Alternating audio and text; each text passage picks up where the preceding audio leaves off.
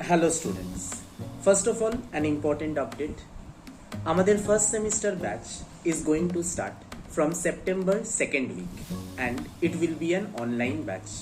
I hope you are already in my WhatsApp group. আর যদি এখনো WhatsApp গ্রুপে না থাকো, then you can go to the description box of this video. সেখানে WhatsApp গ্রুপের link পেয়ে যাবে। ওখানেই আমি কমপ্লিট ডিটেইলস দিয়ে দেবো, ক্লাস কিভাবে স্টার্ট হবে, কবে কবে হবে, fee structure and the syllabus details. ঠিক আছে। Now, coming to the topic of this video. What is e-counseling and the 7 rules of e-counseling? ঠিক আছে। This is a very important video and watch the video very attentively. So what is e-counseling?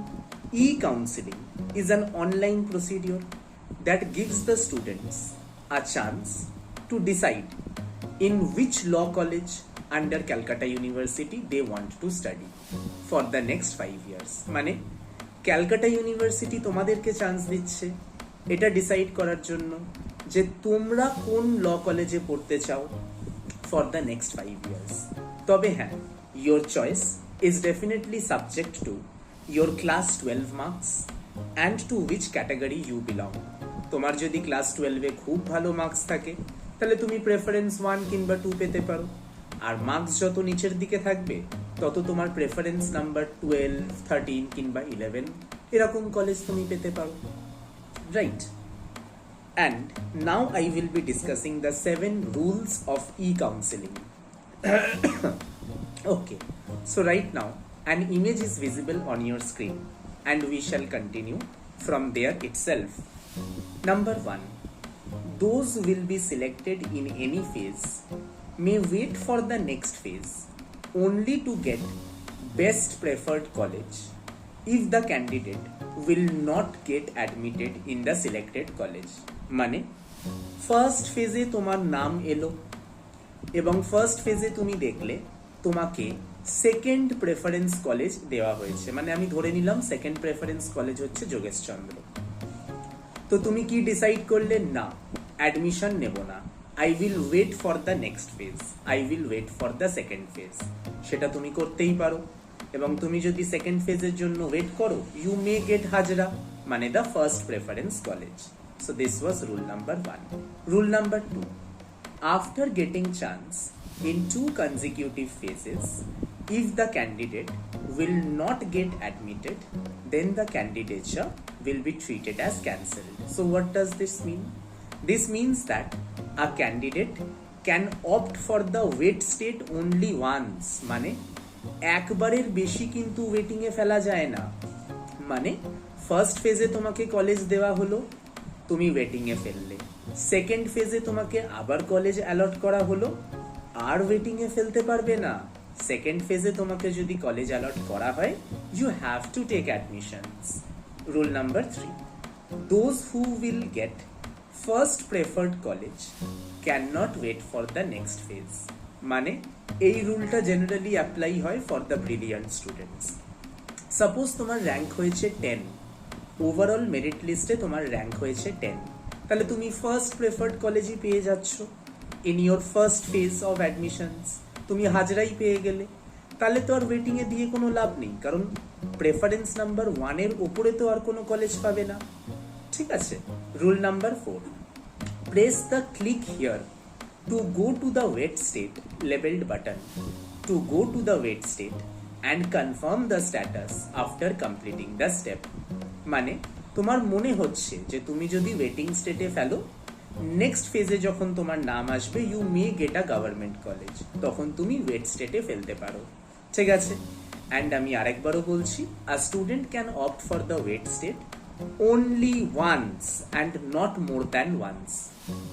Rule number 5. Once opted for the wait state, the candidate cannot take admission in the allotted college during the same phase. মানে একবার যদি wait স্টেটে click করে দাও during the first phase আমি ধরে নিলাম, তাহলে সেই ওয়েট স্টেটটা কিন্তু আর ক্যান্সেল করা যায় না। ঠিক আছে। মানে আবার 2 ঘন্টা পরে মনে হলো যে না অ্যাডমিশন নিয়েই নি, that is not possible. Rule number 6. The candidate can opt for the wait state till the last date of admission of the concerned phase। এটা একটা এক্সাম্পল দিয়ে বোঝাই। দেখো ফার্স্ট ফেজের অ্যাডমিশনটা কবে? অ্যাডমিশন স্লিপ ডাউনলোড হচ্ছে 18/8/2022। তাহলে তুমি যদি ওয়েটিং এ ফেলো, ওয়েটিংটা কতদিন অবধি ভ্যালিড থাকবে? কি বলেছে? Till the last date of admission of the concerned phase. মানে লাস্ট ডেট কোনটা ফার্স্ট ফেজের? 24/8/2022। নোটিফিকেশনটা ভালো করে দেখবে। ডেট অফ অ্যাডমিশনে it's clearly given that the last date of admission of the first phase is 24/8/2022। তাহলে ওয়েটিংটা কতদিন অবধি ভ্যালিড থাকবে? Till the last date of admission of the concerned phase. ঠিক আছে। And rule number 7, those who will not be allotted any college in a particular phase will be automatically considered for the next phase। এই রুলটা apply করে for those students যাদের র্যাঙ্কটা একটু পরের দিকে। আমি ধরে নিলাম your rank is more than 2500। Overall merit লিস্টে আমি ধরে নিলাম your rank is more than 3000। তো ফার্স্ট ফেজে তোমাকে কোনো কলেজ অ্যালট করা হলো না, তাতে ভয় পেয়ে যাওয়ার কোনো কারণ নেই। ফার্স্ট ফেজে যদি নাম নাও বেরোয়, সেকেন্ড ফেজে যদি নাম নাও বেরোয়, you will automatically be considered for the next phase। I hope it's clear। And now let me tell you the rule which applied for me when I had cleared the entrance exams in the year 2015 and my rank was 72। ঠিক আছে, আমার জন্য কোন রুলটা apply হয়েছিল? যেহেতু আমার rank 72 হয়েছিল, আমার জন্য রুল নাম্বার 3টা অ্যাপ্লাই হয়েছিল। Those who will get first preference college can not wait for the next phase. তো since my first preferred college was Hazra and আমি সেটাই পেয়ে গেছিলাম আমার ফার্স্ট ফেজ অফ কাউন্সিলিংয়ে, তো আমার জন্য রুল নাম্বার 3 অ্যাপ্লাই হয়েছিল। ঠিক আছে, this video will be very helpful when it comes to the e-counseling procedure and the understanding of it। That will be all for today। Thank you. Namaskar।